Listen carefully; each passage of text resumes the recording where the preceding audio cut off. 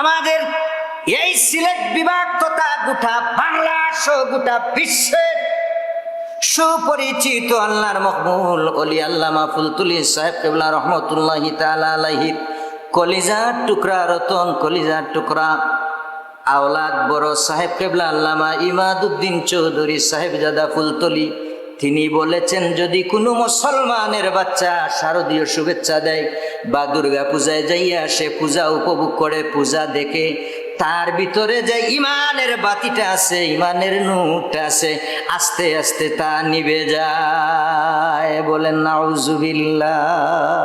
ইমানের যে বাতিটা আছে, নূর আছে, আপনার আমার অন্তরের মধ্যে যে ইমানের বাতি রয়েছে, নূর রয়েছে, যদি কোনো মুসলমানের বাচ্চা সেখানে যায়, কোনো মুসলমান যদি সেখানে যাইয়া শারদীয় শুভেচ্ছা দেয়, হিন্দুদের দুর্গা পূজায় দিয়ে অংশগ্রহণ করে, সেটা উপভোগ করে, তারা যদি দেখে তার ভিতর ইমানের বাতি নূরটা বিলীন হয়ে যায়, নিভে যায়। বলুন নাউজুবিল্লাহ।